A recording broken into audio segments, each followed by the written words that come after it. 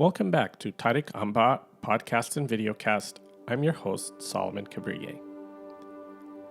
There are few events in Ethiopian history, indeed African history, as pivotal as the Ethiopian victory at the Battle of Adwa, which took place in the town of Adwa on Yekatit 23rd, 1888 on the Ethiopian calendar, or March 1st, 1896 on the Gregorian calendar. The battle itself is a monumental event that has inspired books, poetry, and music, but the lead-up and the aftermath of the First Italo-Ethiopian War, of which Adwa was the culmination, are as significant as the war itself. I will try to cover the story of this great event as best I can in three parts: the lead-up, the war, and the aftermath. So here's part one, the lead-up. So the conflict between the ancient Ethiopian Empire and the still very young Kingdom of Italy in this era is set against the background of the so-called scramble for Africa. The powers of Europe divided up Africa and created colonies for themselves. In the course of this scramble for land, in order to do so in a manner that avoided open conflict between them, they agreed to a summit to draw the boundaries of the lands that they would claim. From November 15, 1884 until February 26, 1885, the great powers of Europe would meet in Berlin and divide up the continent of Africa among themselves. These rapidly industrializing countries needed to control Africa to provide themselves with valuable raw materials to build their industries. Things like gold, silver, rubber, diamonds, iron, copper, cotton, etc. They needed these to help them develop and become wealthier powers. Only two countries in Africa were not gobbled up in this scramble for Africa. One was Liberia, which was formed as a republic by former slaves freed in the United States and had been returned to the western coast of Africa. The other was Ethiopia, which was the sole ancient pre-colonial African empire to remain unconquered. Predictably, the great European powers of the time, Britain, France, Germany, had already grabbed big chunks of Africa for themselves. Even some smaller, less powerful countries like Spain and Portugal had taken sizable possessions through various means over time and now sought to protect these possessions from the more powerful states.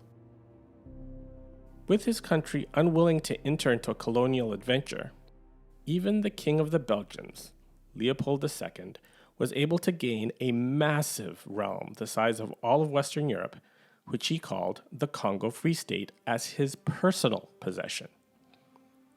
His particularly abusive exploitation of this territory eventually led to the Kingdom of Belgium taking it over from him and making it a Belgian colony.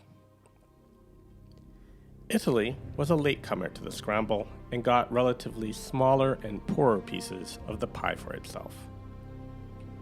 Italy is a relatively young state as a unified entity. After the collapse of the Western Roman Empire, Italy was briefly united for a time under the Ostrogothic kingdom, but then was split between the kingdom of the Lombards and the Byzantines, or the Eastern Roman Empire. Later, it was conquered by the Frankish Empire, and the title of the King of Italy merged with that of the Holy Roman Emperor, which, despite its name, was largely a Germanic entity. Italy then fragmented into a system of smaller city-states, republics, and principalities and kingdoms ruled by various royal and ducal families. This system would survive into modern times. The city of Rome and its surrounding area from coast to coast in the middle of Italy was part of a realm known as the Papal States and was governed by the Pope of the Roman Catholic Church as his temporal kingdom. In the south, there was the long-lived Kingdom of Naples, later known as the Kingdom of the Two Sicilies. It was established by the Normans, but eventually came under the rule of a branch of the Bourbon royal dynasty that reigned in France and Spain. In the north, there were several small sovereign entities: the Kingdom of Piedmont, or Sardinia, the Republic of Venice, the Republic of Genoa, the Duchy of Parma, ruled by yet another branch of the Bourbons, the Duchy of Modena, the Duchy of Milan, the Grand Duchy of Tuscany of the Medicis, which was eventually inherited and ruled by the branch of the Habsburg dynasty, and the Republic of Lucca. The idea of a united Italy did smolder among these various states over the centuries, and the spread of the French Revolution and its ideals to Italy in the 1790s did much to inflame them further. Napoleon's conquest of the peninsula uprooted the rule of various dynasties in Italy and lit a match under the movement for a united Italy. The Italian campaign of the French Revolutionary Wars destroyed the old state structures in Italy and introduced the ideals of the French Revolution. The French Republic spread republican principles and the institution republican governments and promoted citizenship over the rule of royal dynasties. All served to inflame Italian nationalism. However, with Napoleon's rise to power in France and his proclamation as Emperor of the French, things got complicated when he was also crowned King of Italy in Milan. His placement of members of his personal family as rulers in Italy further inflamed reaction against any outside control. As Napoleon's reign began to fail, the rulers that he had installed tried to keep their thrones. Among them was his stepson, Eugene de Beauharnais, who he had made Viceroy of Italy, and his brother-in-law, Joachim Murat, King of Naples. This further fed nationalistic sentiments. De Beauharnais tried to get Austrian approval for succession to the new Kingdom of Italy, and on the 30th of March 1815, Murat issued the Rimini Proclamation, which called on Italians to revolt against their Austrian occupiers. De Beauharnais and Murat both failed in their attempts, and the Congress of Vienna in 1814 reinstated the pre-revolutionary Italian states and restored the various royal and ducal dynasties to their thrones. Yet both de Beauharnais and Murat had helped to further inflame Italian nationalism. Venice and Milan were united into a new kingdom of Lombardy-Venetia as part of the Austrian Empire of the Habsburgs. This reinstatement of the pre-revolutionary order in Italy caused widespread resentment and triggered Italian nationalist feeling. Various secret political movements took root that championed Italian unification, among them the Republican Carbonari. One of the prominent leaders to emerge from the Carbonari was Giuseppe Garibaldi, often regarded as the father of modern Italy.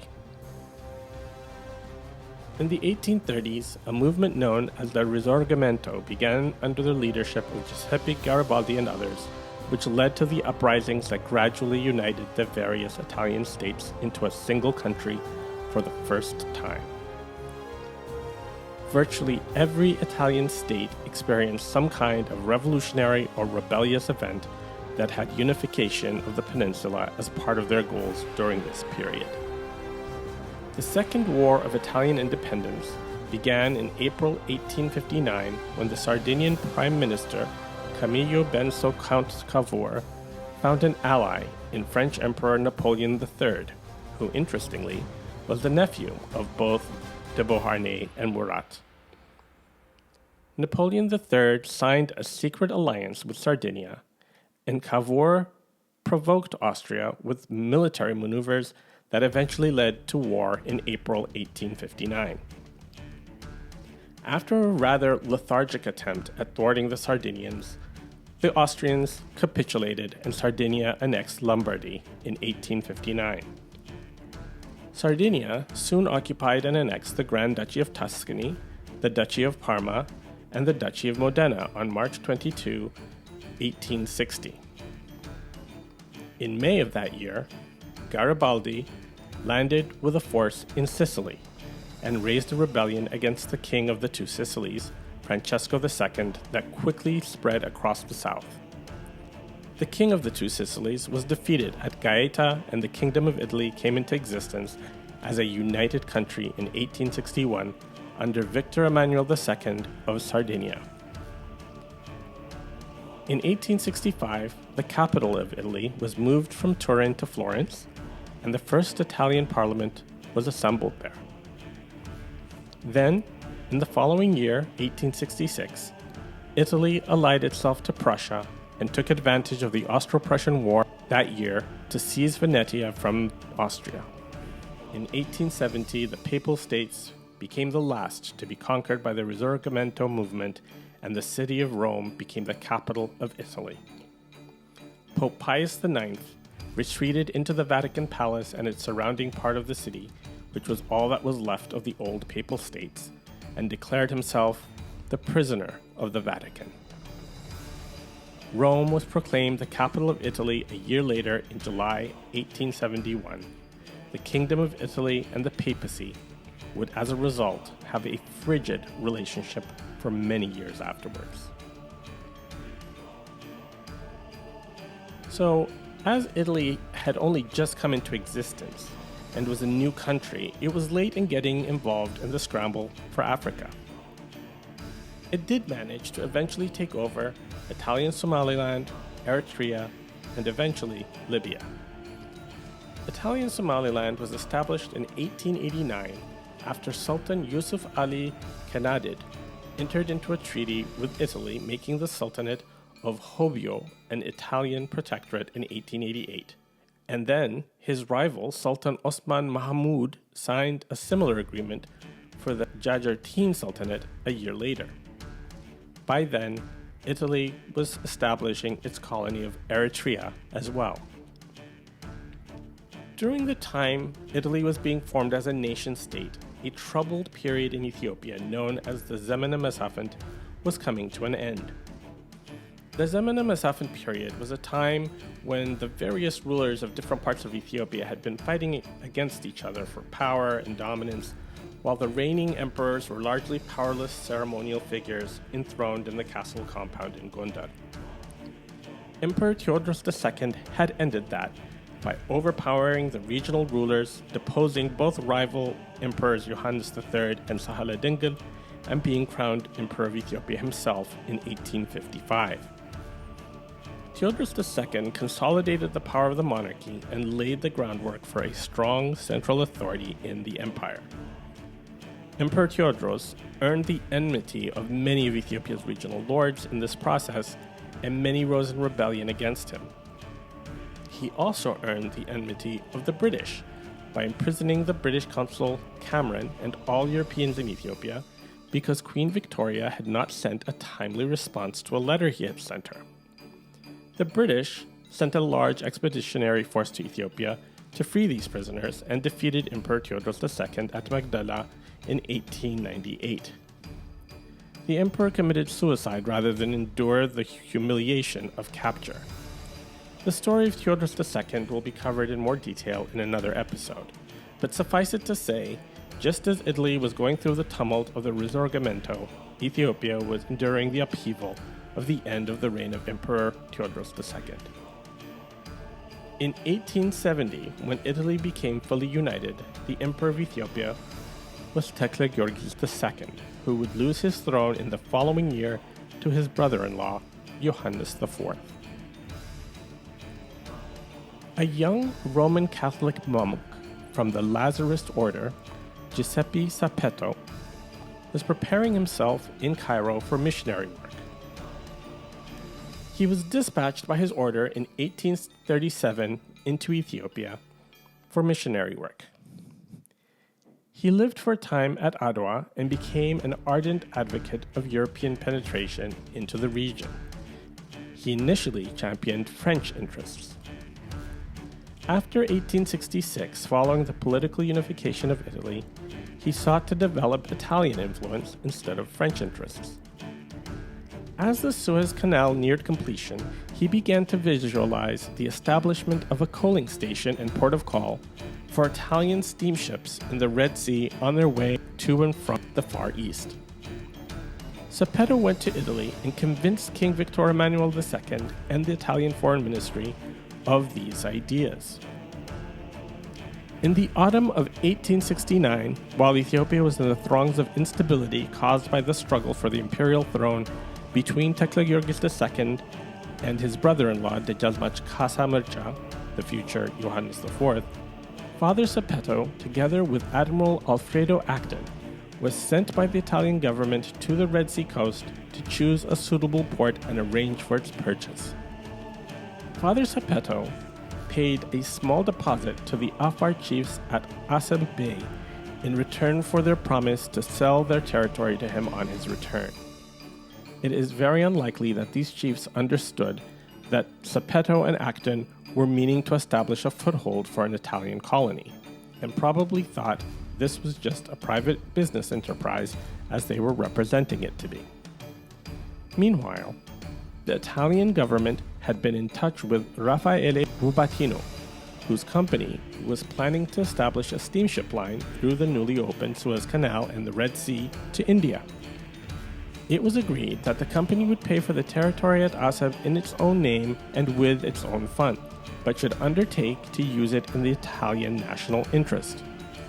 Sepetto returned to Asab on behalf of the company, completed the purchase, and bought more land to the south.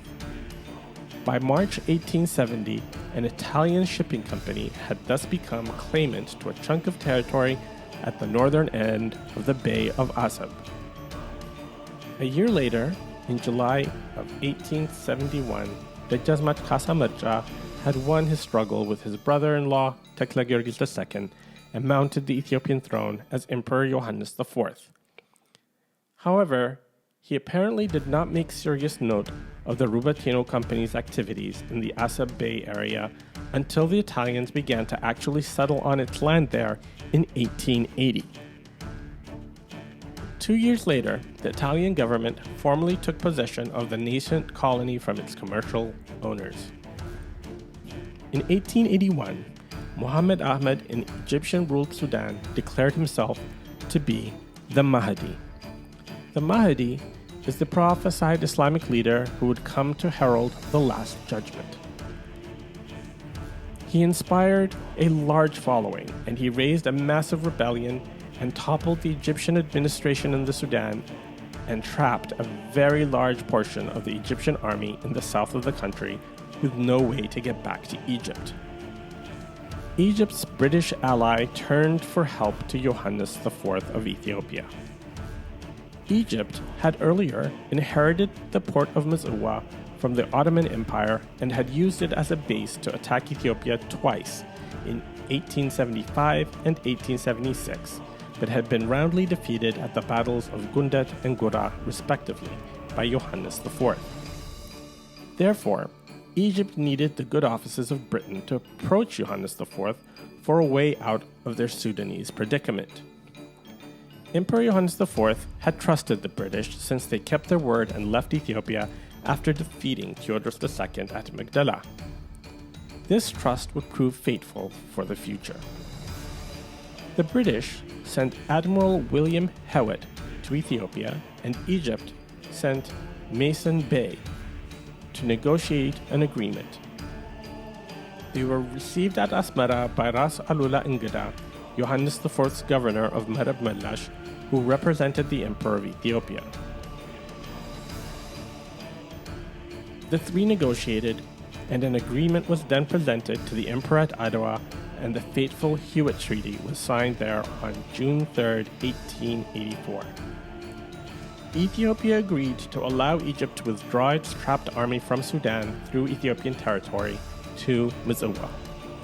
In exchange, Egypt agreed to guarantee free passage to future archbishops coming to Ethiopia from Egypt, and to return the district of Bogos, which Egypt had seized in 1868. The Egyptians and British also promised that Ethiopia could enjoy free trade through Mis'uwa port, including weapons. Most critically, an understanding was reached that if Egypt were to withdraw its army from Mis'uwa, Britain would ensure that Ethiopia could take possession of the port. With the escape of the Egyptian forces from Sudan through Ethiopian territory, Johannes IV earned the bitter hatred of the Mahdi. Now, after earning Johannes a fatal enemy, the British betrayed him. Egypt had indeed planned to abandon Mis'wa, but Britain had no intention of allowing Ethiopia to take the port city over. They were nervous of the French presence at Tajura and Obok and thought what was needed was another pro-British European power to balance the situation. Therefore, they secretly arranged for an Italian force to be smuggled through the Suez Canal, which was jointly run by the British and the French, and occupy Mis'wa just as the Egyptians left. Now, with the existing Italian presence at Asab, Italy had a firm foothold on the coast. Emperor Johannes was furious and shocked at this betrayal by the British and the appearance of Italy on this vital artery of his empire.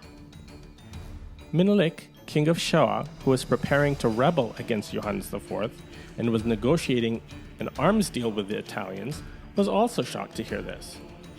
Indeed, people date his wife Taitu's dislike of Italy from this very event.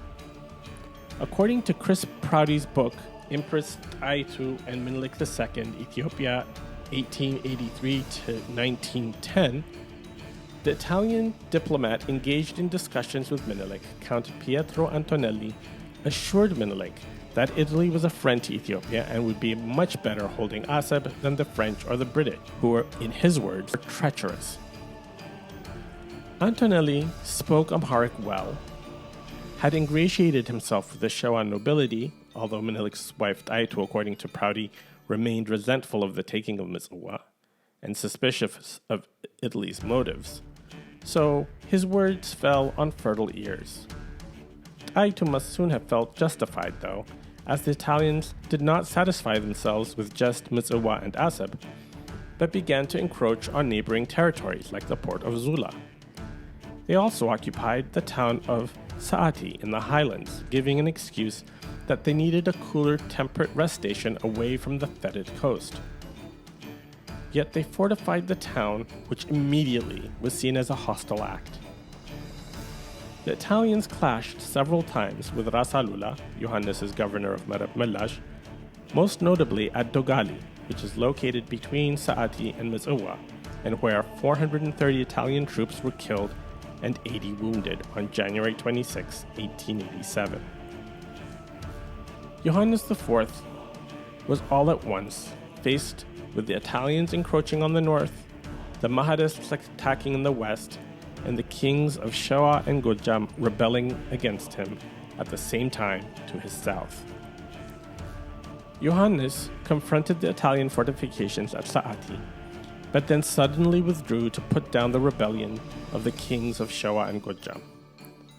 He turned his wrath first on Gojam and put down the rebellion there in a particularly bloody campaign and intended on carrying on into Shoa. However, he again changed course. The Mahdists had attacked and looted Gondar, burning all its glorious ancient churches to the ground except for Debre Burhan Selassie Church. Johannes IV's deeply devout conscience was roused by this desecration of Gondar, and he marched north to avenge the holy city. Johannes IV insisted on fighting on the front lines at Metama. The Ethiopian forces were trouncing the Mahdists, but fatefully, a sniper fatally wounded the emperor, who was rushed to his tent. As he lay dying, Johannes announced that his nephew, Ras Mangesha, was actually his own son, and he designated him as his heir. His only legitimate son, Ras Arya Selassie Johannes, had died several years earlier. The emperor's relatives and supporters immediately began to quarrel and bicker as he died over accepting Ras Mangesha Johannes as the new emperor. With Johannes dead and his generals quarreling, the Ethiopian army faltered and fled. Tragically, it was done in such disorder that they left the emperor's body behind. The Mahdists reached the royal tent and found only some praying priests guarding a coffin on which a Bible covered in gold had been placed. The priests confirmed that the dead man inside the coffin was Johannes IV, Emperor of Ethiopia. The Sudanese took the body, cut off its head, and paraded the head on a pole through the streets of Omdurman in celebration. The Mahdi himself considered sending Johannes's head to Khedive Ismail in Cairo as a warning that he would be next, but apparently was dissuaded.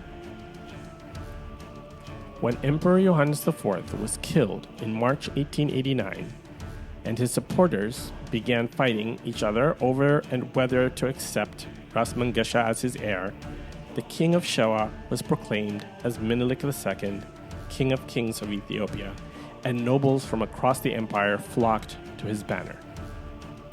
One of his first acts was to sign a treaty of friendship with the Italians called the Treaty of Wuchale, named for the place in Wollo where the treaty was signed. The Italians agreed to recognize Menelik II as the new emperor of Ethiopia, and Menelik II recognized the establishment of Italy's new colony to be called Eritrea. He ceded a number of northern territories to the Italians to make up this new colony. These territories were under the governorship of Ras Alula Ngada, a loyalist of Johannes IV who was the main supporter of the claims of Ras Mengesha Johannes. The fact that Ras Alula was opposed in this region by the local aristocracy in Hamasin, headed by Ras Walda Michael Solomon, who resented the humble-born Alula's appointment over him by Johannes IV, it further weakened Mengesha's cause. In the treaty, Italy promised financial and military assistance to the new emperor. They recognized the emperor's authority over the monastery of Debre Bizan and all its dependencies, and delineated the new boundaries of this new colony. Unknown to the Ethiopian side, there was a serious inconsistency, though, between the Italian and the Amharic versions of Article 17 of the treaty. The Amharic version of the article stated that the emperor could use the good offices of the Kingdom of Italy in his relations with foreign nations if he so wished. The Italian version of the disputed Article 17 of the treaty, however, stated that the Emperor of Ethiopia was obliged to conduct all foreign affairs through Italian authorities, effectively making Ethiopia a protectorate of the Kingdom of Italy. Initially, the dispute was not immediately recognized. The emperor sent his cousin, the then Dejazmach Makonnen Walda Michael, with a delegation to witness the ratification of the treaty in Rome. While there, the prince was warned by an Ethiopian student in Italy named Afwerk Gebreyesus that the Italian papers were reporting that Ethiopia had become an Italian protectorate. Count Pietro Antonelli, who had accompanied the delegation, discounted this, telling Ras Makonnen that the youth had a flawed understanding of Italian language. Ras Makonnen assumed that this was true, since the treaty he had seen and come to see ratified had no such provision in its Amharic version. Clearly, Count Antonelli was being deceptive and knew all along what the treaty said. His later accusations against the Ethiopian translator, Grazmach Yosef Nugusi, was very disingenuous. The young student, Afwerk Gebreyesus, was a native of Gojam and a distant relative of Empress Taitu on her mother's side. He would go on to become a giant of Amharic literature, but would also go on to have an interesting career involving Italy and Ethiopia across 4 reigns, but more on him later. Little did Dejazmach Makonnen know that Prime Minister Crespi had sent a letter to 12 European countries and the United States stating that under Article 17 of the Treaty of Wuchale, in all dealings with other governments, the Empire of Ethiopia would now be represented by the government of the King of Italy. In the meantime, Menelik II had sent out announcements of his accession to the imperial throne of Ethiopia to the crowned heads of Europe. Because Emperor Johannes IV's son Ras Mengesha Johannes and Ras Alula Ngada had refused to acknowledge his accession to the throne, Menelik II had sent Dejazmach Siyum Gebre Kidan, son of Empress Dinknesh Marja and nephew of Johannes IV, to bring his cousin Mengesha to heal. The Dejazmach had failed in battle against Mengesha and Alula and had fled to Italian-ruled Asmara. He returned to Tigray with Italian assistance as well as with the added forces of Ras Subhat Aragawi of Agami and Dejazmach Bahta Hagos of Akalaguzai, two fierce opponents of Ras Mengesha, but failed to obtain Ras Mengesha's and Ras Alula's submission yet again. As a result, Menelik II had marched north into Tigray himself to end the rebellion. He was stunned to learn that on January 26, 1890, Italian forces under General Orero had occupied Adwa and Aksum, which were well beyond the boundaries agreed to in the Treaty of Wuchale. Article 3 of the treaty stated that the border of Eritrea and Ethiopia would follow the line of the plateau. Towns like Arafali Hala, Sagan, and Asmara would be in Eritrea, as would Adi and Adi Nefas. From Adi Johannes, a straight line would extend from east to west and would mark the border between Tigray and Eritrea. Adwa and Aksum were well south of that boundary. When Menelik protested to the Italian Commandant General Orero, the general responded that he was only holding these areas to preserve the peace until Menelik could take them over. On February 23, 1890, Menelik II presided at a submission of the nobility of Tigray at Mekelle and agreed to receive Ras Mengesha's submission separately 20 days later. While in Mekelle, he received the returning delegation from Italy of Dejazmach Makonnen and was appeased somewhat towards Italy as his cousin had brought the news that 10,000 new Wetterly rifles and several million cartridges were on their way. This appeasement quickly evaporated, however, when Menelik learned that Makonnen had signed an additional convention to the treaty stating that the borders of the new Eritrean colony would be fixed as to their position on that day, October 1st, 1890. Little did Dejazmach Makonnen know that when he signed this convention, the Italians had progressed well beyond the boundary stipulated in the original treaty and had reached the Mereb River by that date. They had now progressed even further and occupied Adwa and Aksum. The Ethiopian camp were all incredulous. Antonelli had sown the first seeds of distrust with Dejazmach Makonnen and solidified it with Empress Taitu. Nevertheless, Menelik II raised Dejazmach Makonnen to the rank of Ras and expanded his governorate of Hararge, showing his trust and confidence in his cousin.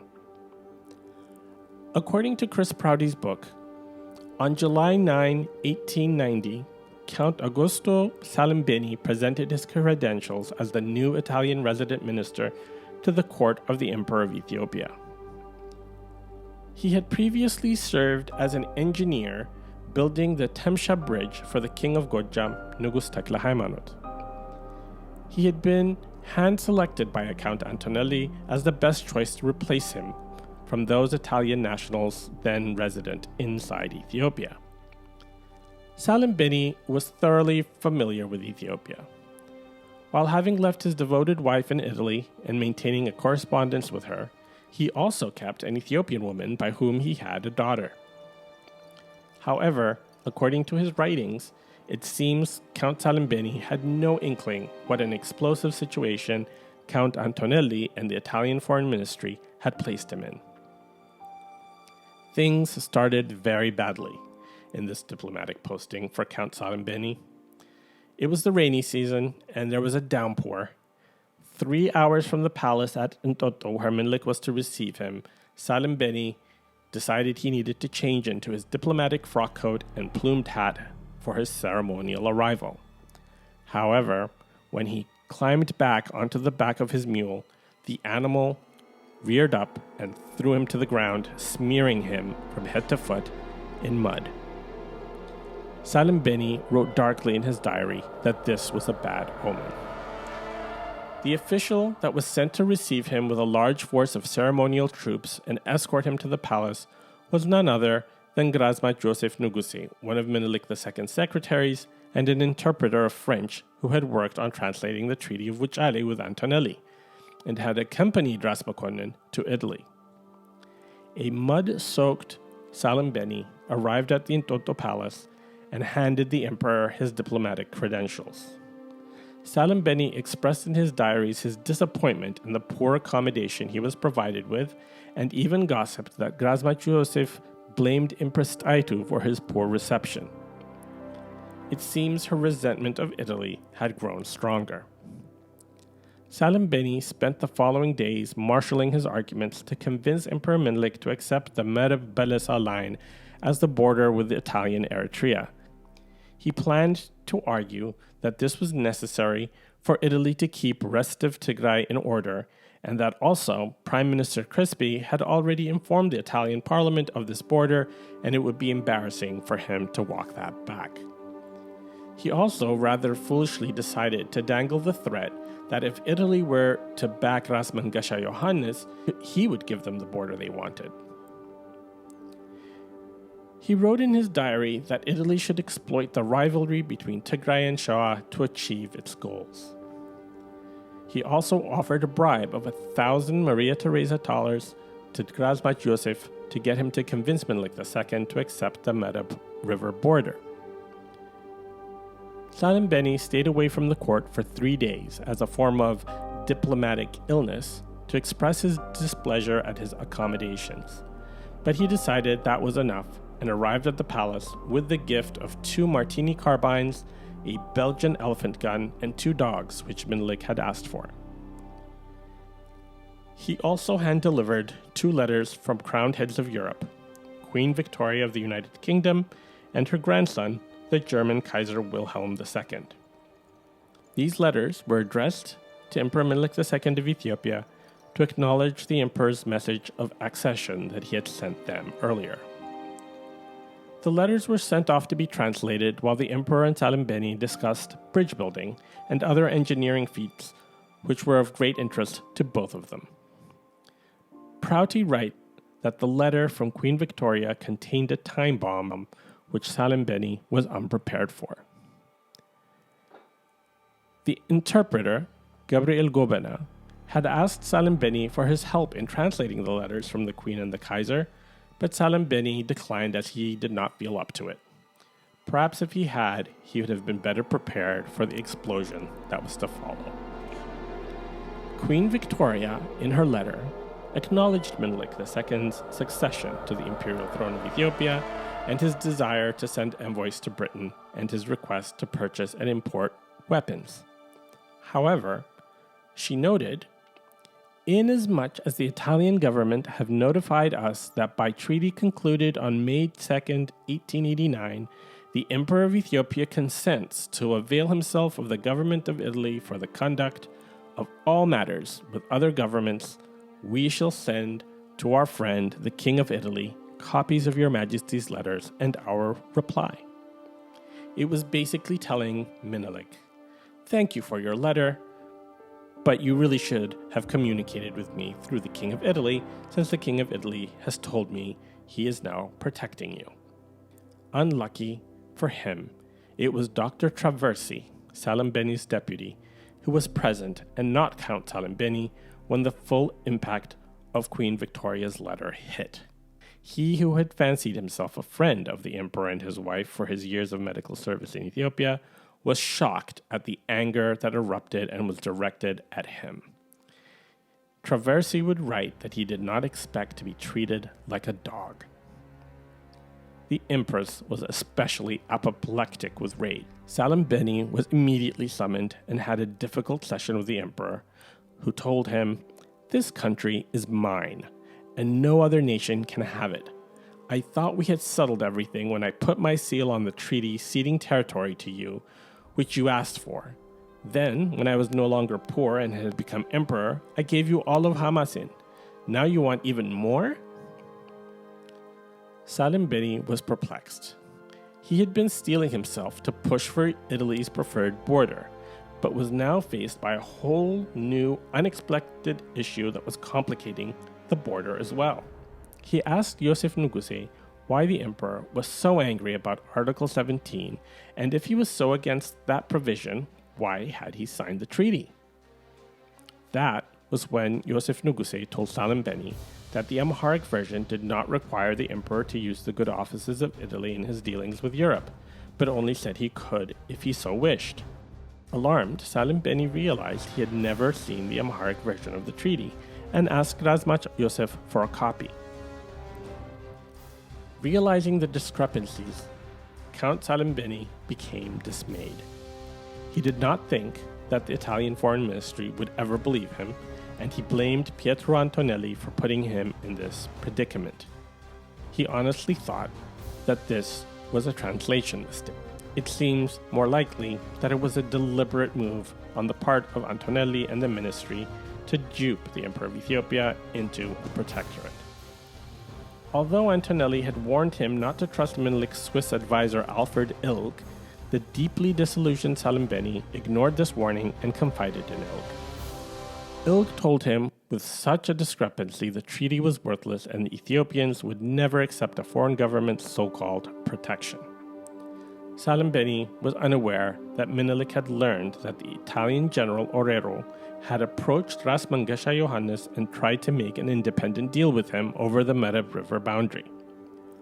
Although Ras Mangasha had played at entering into a pact with Italy to attack each other's enemies, even engaging in an oath ceremony involving crosses and Bibles, he cleverly ended up telling Orero that the Emperor of Ethiopia was Menelik II and only he could decide about borders.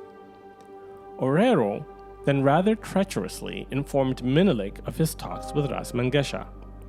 If he thought he could divide and conquer, he failed to realize what a brilliant strategist Menelik II was. Menelik in turn informed Ras Mangasha that Orero had betrayed him and underlined that the Italians were treacherous and could not be trusted.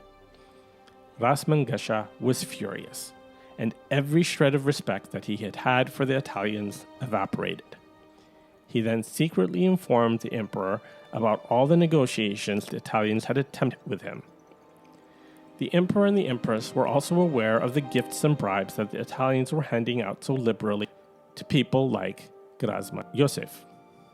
Menelik urged the receivers of these gifts and bribes to continue to accept them, but to inform him of all that was discussed and to pass on information that he would provide. The emperor and empress also realized that Salim Beni was somewhat hapless in this crisis and that he blamed Antonelli for the situation he was in.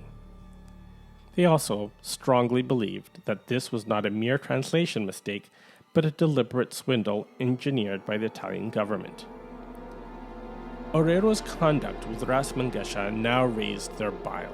They summoned Salim Beni to dinner at the palace, and after having the two versions of Article 17, Italian and Amharic, read out by Razmach Yosef, Emperor Menelik II declared that he had been tricked by Count Antonelli and that he would state as much in an official letter to both King Umberto I and Count Salim Beni, his representative in Ethiopia.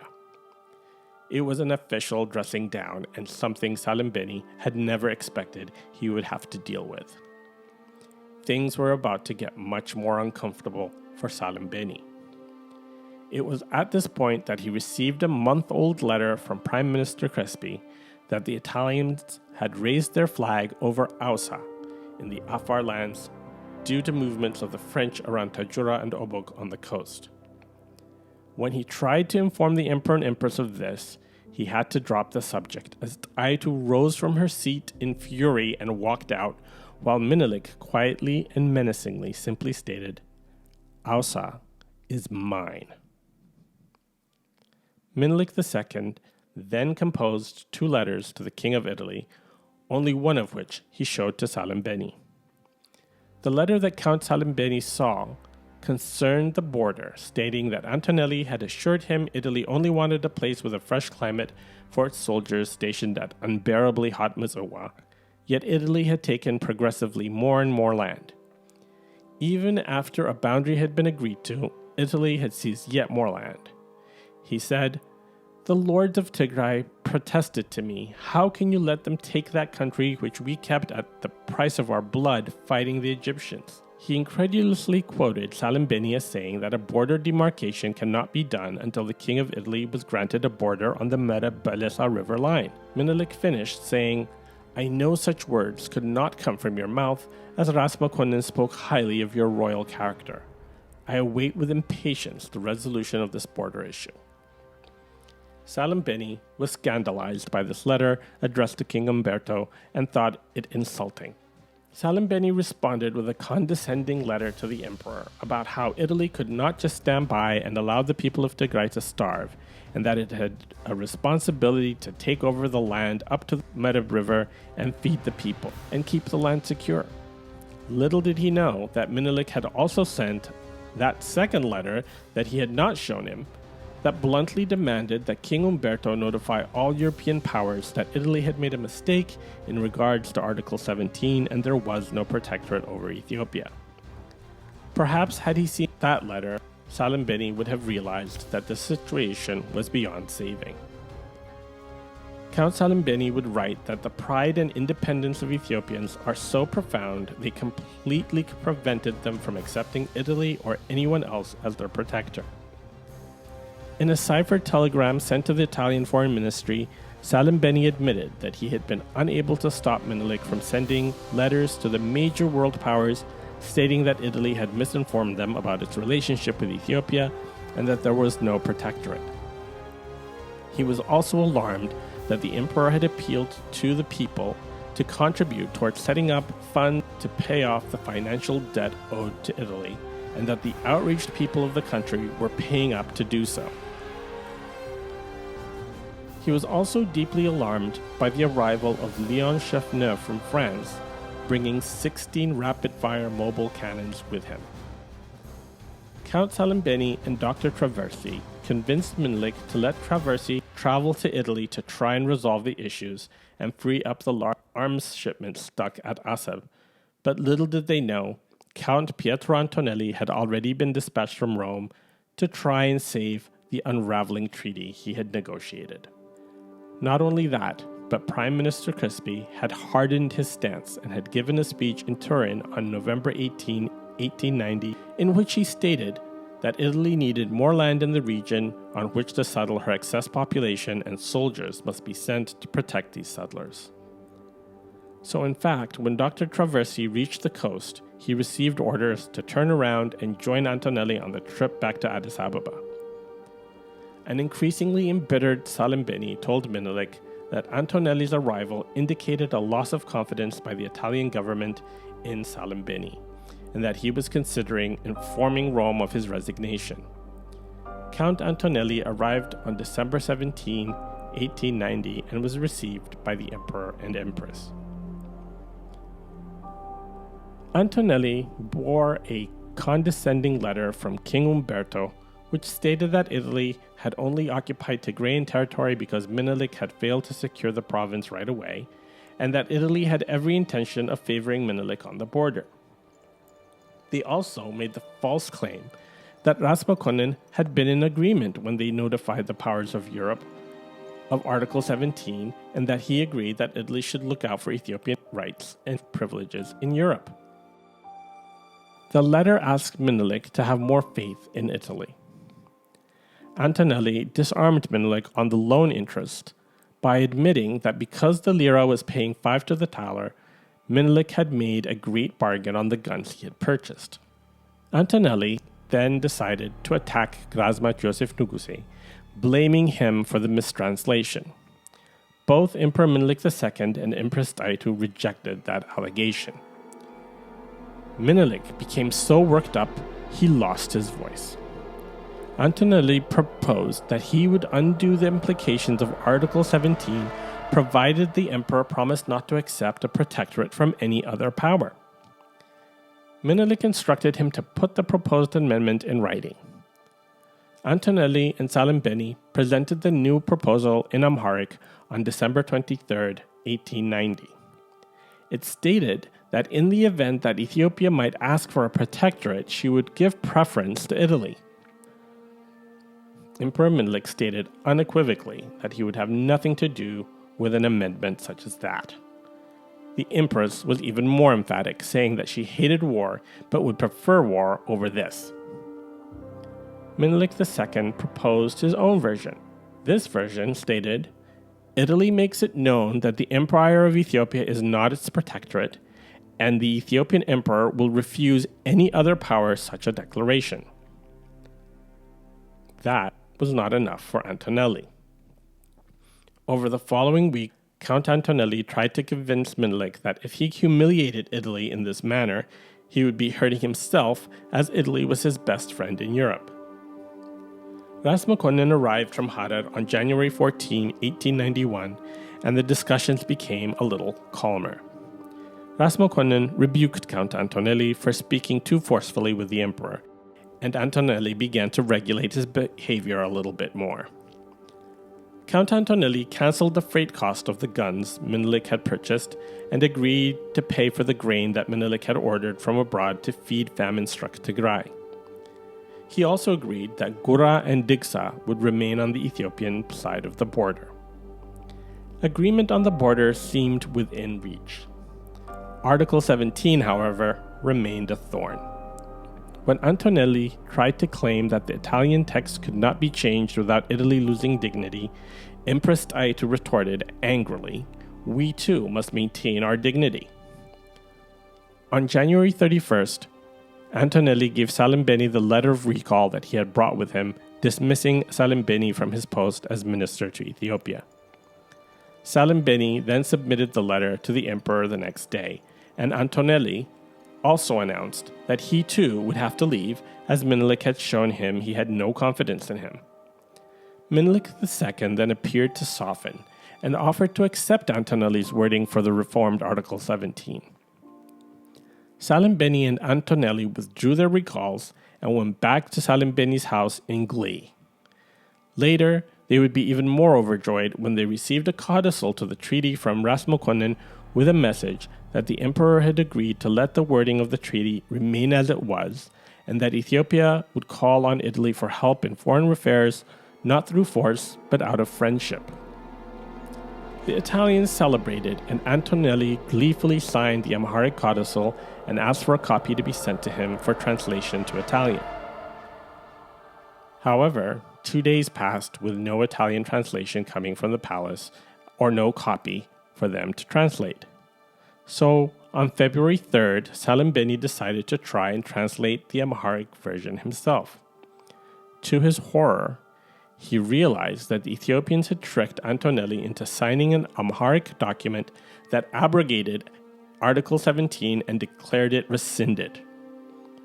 The Italians stormed to the palace and made a huge scene in the courtyard while the emperor and empress were having lunch inside with Ras Mokonnin. Ras Mokonnin came out to talk to the sputtering Antonelli, who was screaming about treachery, and asked for the document to show the emperor. Before he handed the document to Ras Mokonnin, Antonelli decided to tear off his signature and the seal of the resident diplomat Salimbeni. In doing so, he accidentally also tore off Emperor Menelik II's seal, which upset Ras Mokonnin very much. The Italians were ushered into the imperial dining room and found Menelik II, Empress Taitu, Ras Mangasha Atikam, Ras Mokonnin, and Grasmat Joseph Nugusi. Antonelli held up the torn document and demanded justice and heaped abuse on the name of Gabriel Govana, who was supposed to translate this document. Empress Taitu met Antonelli's dramatic and loud display with a cold statement saying, "Gabriel Govana is our servant, not yours, and it is not your place to reprimand him, but ours." She then held up an Amharic copy of the Treaty of Wuchale and asked him to show her where it said Ethiopia was under Italian protection. Of course, he couldn't, since that only existed in the Italian version. Ras Mokonnin stated blandly that the document they had signed meant exactly what it said, that Article 17 was abolished. Antonelli then announced that in civilized Christian countries, when negotiations failed, representatives withdrew, so the Italian delegation would leave. Ras Makonnen told the Italians they were behaving like children.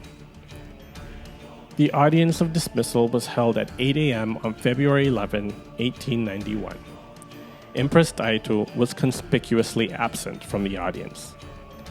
Menelik asked why Antonelli was leaving when he had promised to stay until he had heard back from the Italian government, but Antonelli stated he was too insulted to remain. Menelik asked him if they should start over. Antonelli demanded that Menelik send him the map of the boundary agreement they had both signed. Menelik said no, he would send that to his government. Antonelli declared that he was the Italian government in Ethiopia and that Menelik must give it to him, and if the emperor desired, he could give him a receipt for it. The emperor refused, saying he would send it to Rome.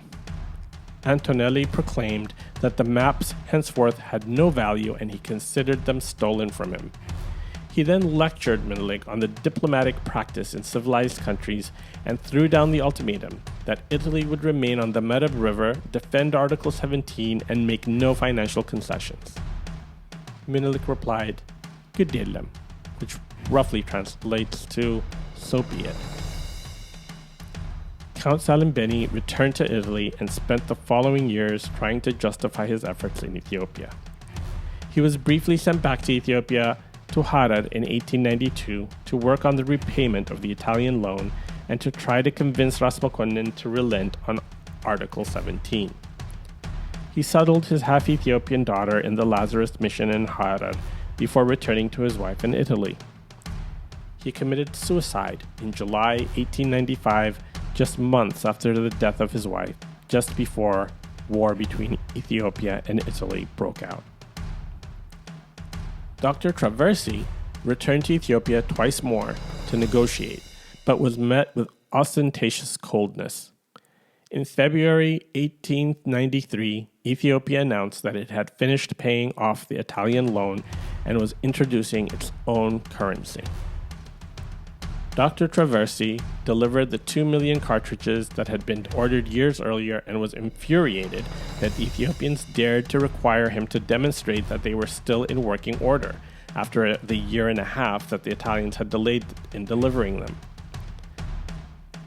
The emperor almost immediately issued formal letters to the governments of Italy, Germany, Great Britain, and France notifying them that the Treaty of Wuchale would be null and void after May 1st, 1894. By delaying the cancellation of the treaty by a little over a year, he was craftily adhering to Article 16 of the treaty, which required it to be renewed in 5 years. This robbed Italy of the pretext that a signed agreement had been violated.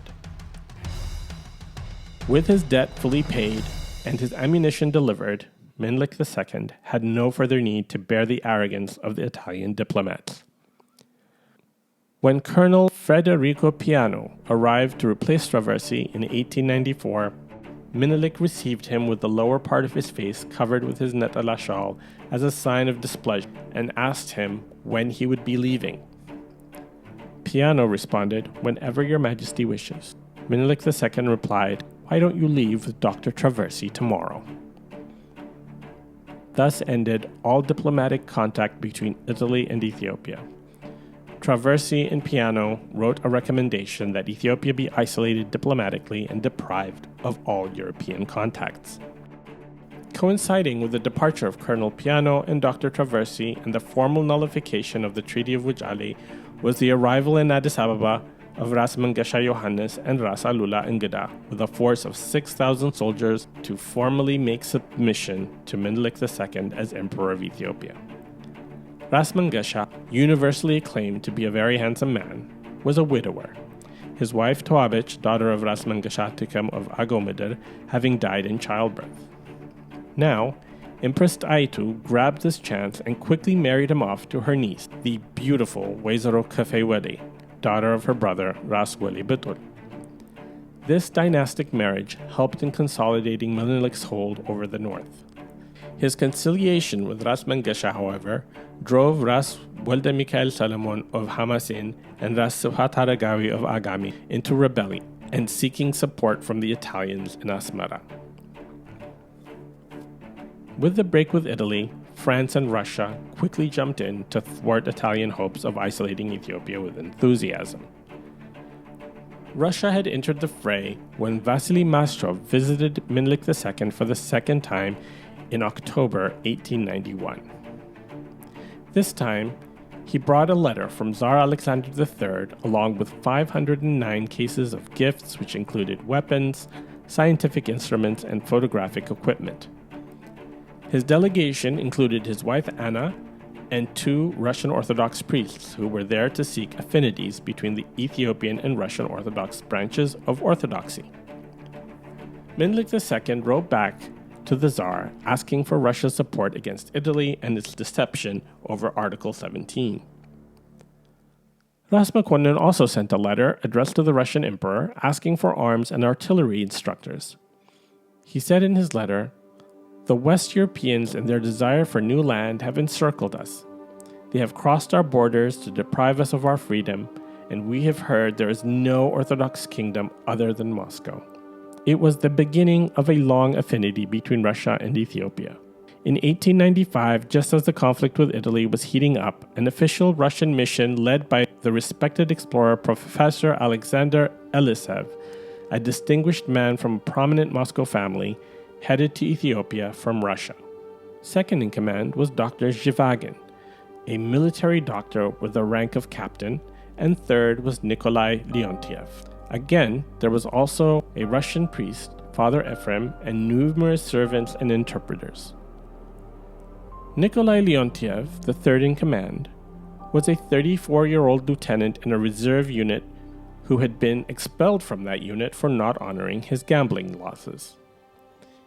He had connections with the Procurator General of the Russian Orthodox Church and the prominent newspaper Novoye Vremya. The Italian ambassador in St. Petersburg was recalled by Rome over his failure to stop this mission. Professor Elisev suffered sunstroke and could not complete the journey, and so handed leadership of the mission to Leontiev. Leontiev was something of a colorful figure. He immediately transformed himself to the rank of colonel and had it put about that he was the illegitimate brother of Tsar Alexander III. He also transformed Dr. Zhivagin from a captain to a general, and Father Ephraim became a bishop. Leontiev was a tall, athletic, handsome figure of a man in contrast to the small, quiet, unassuming Vasily Mastrov, who was the only example of a Russian that Menelik II had ever met. Leontiev apparently went well beyond his mission and may have promised much more to the Ethiopians than he had been authorized to by St. Petersburg. Emperor Menelik II was not fooled by this and saw through Leontiev's theatrics, but was perhaps amused by them and let him carry on. This Russian delegation did, however, inspire Menelik II to send an Ethiopian delegation to Russia, accompanied by Leontiev, to officially congratulate Nicholas II on his accession to the Russian throne, but also to ask for war supplies as well as diplomatic support against Italy. Leontiev gave the Ethiopian delegation inflated titles as he had the Russian delegation to Ethiopia. The delegation were received by the Emperor and Empress and the Dowager Empress of Russia and were presented with lavish gifts. A gun with a sheath encrusted with diamonds and emeralds, along with the Order of Alexander Nevsky, were presented to be given to Menelik II. Empress Aitu was given a silver toilette case, a diamond tiara, necklace, and earrings, and other gifts. The delegation were showered with jeweled sabers, pocket watches, and various Russian orders. The Ethiopians impressed the Russian court with their manners and deportment and caused quite a stir. However, Leontiev's indiscretions, both with the Russian delegation in Ethiopia and the Ethiopian delegation in Russia, became known and caused something of a scandal. The delegation returned to Ethiopia with 135 new burden guns, but not the 100,000 guns and construction of a powder mill on Mount Toto that Leontiev had claimed he was bringing. Leontiev's translator Redda, who he had promoted to the title of Lij, confessed everything to Grand Duke Vladimir. The Tsar paid for Redda to be sent back to Ethiopia and provided him with a letter asking Emperor Menelik to forgive him for his part in the ruse and stated that Redda had carried out his duties admirably in the service of his country and should not be blamed for the actions of the dishonest Leontiev. Russia's material support was limited to the 135 Burden guns, but they did provide diplomatic support by standing firm with Ethiopia against Italy, whom they regarded as a German ally. From France, in 1892, arrived Casimir Mondon Vidaye, who was acting as the Ethiopian representative of Letombe, and with Léon Cheffneux, representative of the French government, worked hard to support French interests and against Italian interests in Ethiopia. Cheffneux even persuaded the French government to award Emperor Menelik II and Rasmussen the Grand Cordon of the Legion of Honor for their anti-slavery efforts. France did not offer soldiers to support Ethiopia, but did facilitate acquisition of weaponry, allowing private arms merchants passage of their weapons through the French governorate of Obok. When an Italian anarchist assassinated French President Sadi Carnot on June 24, 1894, Menelik II made sure to send a letter of condolence to Madame Carnot and had a wreath placed in his name at the Pantheon in Paris. Ever the monarchist, however, Emperor Menelik also sent a letter of condolence to the widow of the recently deceased Count of Paris, the claimant of the throne of France. France, like Russia, regarded Italy as a German ally and a British ally, and were therefore only too glad to provide limited political support to Ethiopia in this conflict. However, France did not take on a more active role, as they were eager to make a deal with Italy over its occupation of Tunisia. So on the eve of war, Ethiopia had armed itself, had secured its friendships with Russia and France, and was preparing for war. Next time we will discuss the actual breakout of hostilities. Thank you for joining us for this episode of Tarikamba.